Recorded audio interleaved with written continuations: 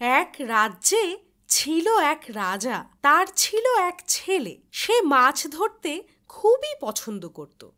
মাছ ধরার জন্য সে বিভিন্ন জায়গায় যেত আর অনেক নদী ও পুকুরে মাছ ধরত।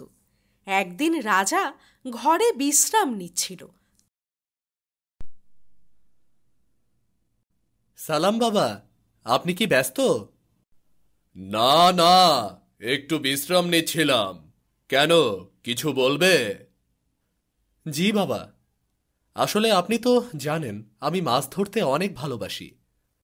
হ্যাঁ হ্যাঁ, তুমি অনেক ভালো মাছ ধরতেও পারো। আমার রাজ্যের কেউ তোমাকে মাছ ধরায় হারাতে পারবে না।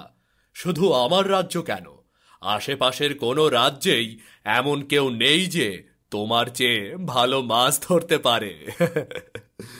জি বাবা, এখন আমি চাচ্ছি আমাদের প্রতিবেশী রাজ্য অলিকপুরে মাছ ধরতে যাব।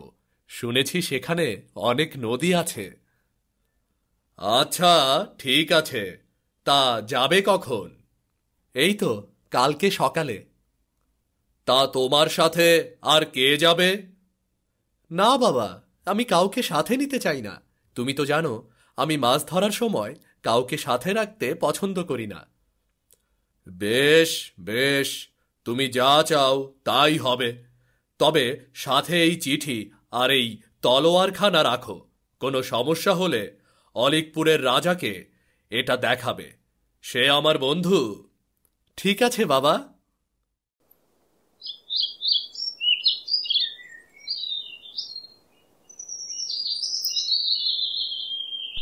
পরের দিন সকাল সকাল রাজকুমার ঘোড়ায় চড়ে রওনা হয় অলিকপুরের উদ্দেশ্যে। যেতে যেতে রাজকুমার ভাবে, আহ, কত সুন্দর এই পৃথিবী! চারদিকে কত রকমের গাছপালা, পশু পাখি, প্রকৃতির মাঝে কতই না শান্তি পাওয়া যায়। রাজ্যটা আসলেই অনেক সুন্দর। কত নদী এই রাজ্যে। মনে হচ্ছে এবার অন্যরকম একটা অভিজ্ঞতা হবে। যাই, আর একটু সামনে যাই। অলিকপুরে অনেক কিছু দেখলেও কোনো মানুষের দেখা পেল না রাজকুমার। আশপাশে তাকিয়ে দেখে, কি ব্যাপার, এখানে যে কোনো মানুষ দেখতে পাচ্ছি না। সব ঘরবাড়ি এভাবে খালি পড়ে আছে। আর একটু সামনে গিয়ে দেখি তো। এভাবে যেতে যেতে এক জায়গায় রাজকুমারের চোখ আটকে যায়। সে একদম অবাক হয়ে যায়, কারণ সেখানে সে দেখে একটি নদী, যার পানি ছিল গোলাপি রঙের আর মাছগুলোও ছিল রঙিন। আহ, কি সুন্দর নদী! এমন গোলাপি নদী তো আমি কখনো দেখিনি। আর মাছগুলোও নিশ্চয়ই অনেক মজা হবে। জীবনে প্রথম এমন রঙিন নদী দেখলাম। এ মা, এ তো দেখি রঙিন মাছ। সবাইকে একদম তাক লাগিয়ে দেব, রঙিন মাছ ধরব। না, আর দেরি করা যাবে না। রাজকুমার বড়শি নিয়ে যেই মাছ ধরতে যাবে, তখনই একটা মাছ ভেসে রাজকুমারের কাছে এসে বলে, এই ছেলে, তুমি কে? তোমার সাহস কি করে হয় আমাদের রাজ্যে এসে মাছ ধরার? এ কি, এই মাছ তো দেখি কথাও বলতে পারে। এই, তুমি কাকে মাছ বলছো? হ্যাঁ, আমি হচ্ছি এই রাজ্যের রাজকুমারী। কি? হ্যাঁ, এক মৎস্যকন্যার জন্য আমাদের এই অবস্থা। মানে, বুঝলাম না। এই মনি, কার সাথে কথা বলছিস? বাবা, দেখো, কে জানি আমাদের রাজ্যে মাছ ধরতে এসেছে। কে তুমি বাবা? তোমাকে তো আগে দেখিনি। আসলে আমি আপনাদের পাশের রাজ্যে হিরণপুর থেকে এসেছি। আমার মাছ ধরতে অনেক ভালো লাগে, তাই এখানে এসেছি মাছ ধরতে। তুমি সিকেন্দারের ছেলে? কি কপাল আমার দেখো!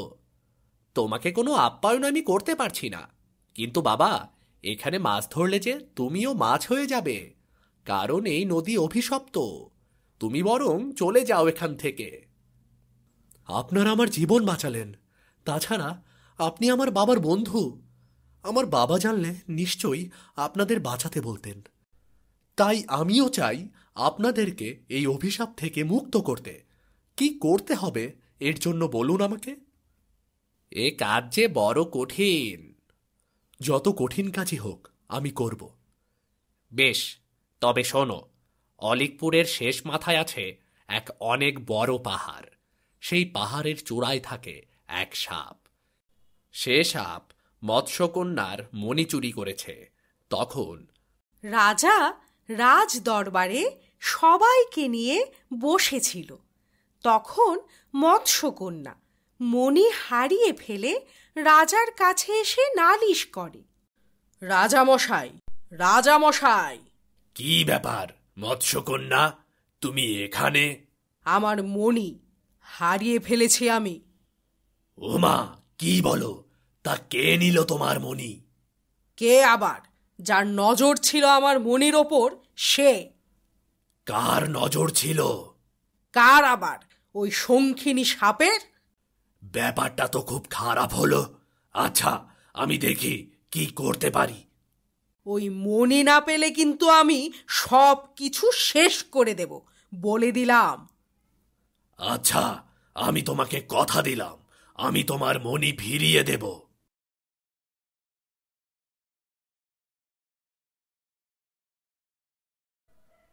কি করি বলো তো সেনাপতি?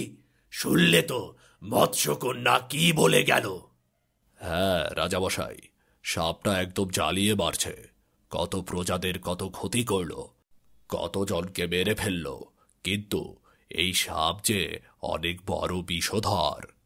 কিন্তু আমি যে মৎস্যকন্যাকে কথা দিয়েছি। তাহলে কালকে পাহাড়ে গিয়ে দেখি, চলুন কি করতে পারি। তাই চলো।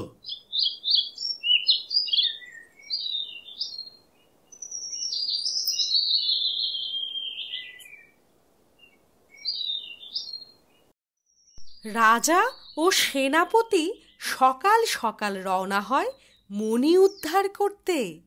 ওই যে দেখো সাপ। হ্যাঁ, এখনই আমি শায়েস্তা করছি। সাবধান সেনাপতি, সাপটা কিন্তু জেগে আছে। আজ তোকে আমার হাত থেকে কেউ রক্ষা করতে পারবে না। তোর এত বড় সাহস! তুই আমার আস্তানায় এসে আমাকে হুমকি দিচ্ছিস? হায় হায়, এ কি হলো? না, আগে নিজেকে বাঁচতে হবে। রাজা তখন সেখান থেকে তাড়াতাড়ি পালিয়ে আসে। সেদিন মণি নিয়ে ফিরতে পারিনি বলে মৎস্যকন্যা আমাদের অভিশাপ দেয়, আর আমার রাজ্যের সবাইকে মাছ বানিয়ে দেয়। বুঝতে পেরেছি। আমি কথা দিলাম সেই মণি আমি এনে দেব। না বাবা, তুমি কেন এত বড় ঝুঁকি নেবে? তুমি বরং তোমার রাজ্যে ফিরে যাও। না রাজামশাই, মানুষ হয়ে যদি মানুষের উপকার না করতে পারি, এই জগতে যে আর কিছুই থাকবে না। তুমি একদম তোমার বাবার মতো হয়েছ। ঠিক আছে, যাও, তবে সাবধান, সে কিন্তু অনেক বিষধর। রাজকুমার আবার রওনা হয়। এবার সে পাহাড়ে যাবে চুরি করা মণি ফিরিয়ে আনতে। আমাকে যে করেই হোক মণি ফিরিয়ে আনতে হবে। আমি জানি আমি পারবো, আমাকে পারতেই হবে। এই তো সেই পাহাড়। আশেপাশের পাহাড়গুলো থেকেও বেশ উঁচু। আমাকে ওখানেই উঠতে হবে। বাপরে, এ তো দেখি অনেক বড় সাপ। কিন্তু না, এখন ভয় পেলে চলবে না। একে আমাকে মারতেই হবে। কিন্তু মণি কোথায়? রাজকুমার এদিক সেদিক তাকিয়ে মণি খুঁজতে থাকে। এরপর দেখে মণিটাকে সাপ পেঁচিয়ে ধরে রেখেছে। এই তো সেই মণি। সাপটা তো দেখি একে একদম আষ্টে পৃষ্ঠে ধরে আছে। না, সাপটাকে জাগানো ছাড়া আর কোনো উপায় নেই। কিন্তু ততক্ষণে সাপটা জেগে যায়। রাজকুমারকে দেখে সে ভীষণ রেগে যায়। সে তেড়ে আসে রাজকুমারকে মারার জন্য। এবার তোমার খেলা শেষ, বিষধর সাপ। তখনই রাজকুমার তার বাবার দেওয়া তরোয়ার দিয়ে সাপকে আঘাত করে মেরে ফেলে। বাহ, কি সুন্দর মণি!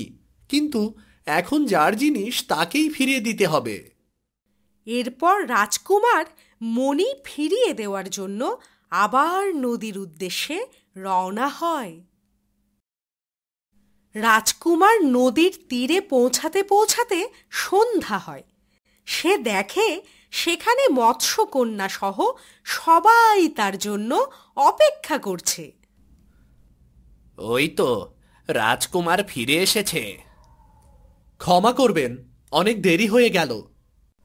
কোথায় আমার মণি? তুমি কি পেরেছো আমার মণি আনতে? না পারলে আমি কিন্তু তোমাকে কঠিন শাস্তি দেব।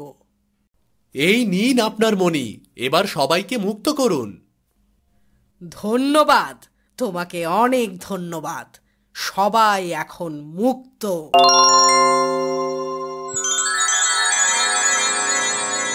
বাহ, আমি আগের মতো হয়ে গেছি। তোমাকে অনেক ধন্যবাদ। কি চাও তুমি আমার কাছ থেকে? তুমি যা চাইবে আমি তাই দেব তোমাকে। আমি আপনার মেয়েকে বিয়ে করতে চাই, কারণ সে তখন আমাকে বারণ না করলে আমি এতক্ষণে মাছ হয়ে যেতাম। এ তো খুব আনন্দের কথা। তোমার মতো সাহসী পাত্রের হাতে আমার মেয়েকে বিয়ে দিলে আমি একদম নিশ্চিন্ত। তবে কালকে কিন্তু আমি এখানে মাছ ধরব। ঠিক আছে, ঠিক আছে। এরপর সবাই মিলে প্রাসাদে ফিরে যায়। পুরো রাজ্য আবার আগের মতো হই হুল্লোড়ে মেতে ওঠে। আর কিছুদিন পরই রাজকুমার আর রাজকুমারীর ধুমধাম করে বিয়ে হয়।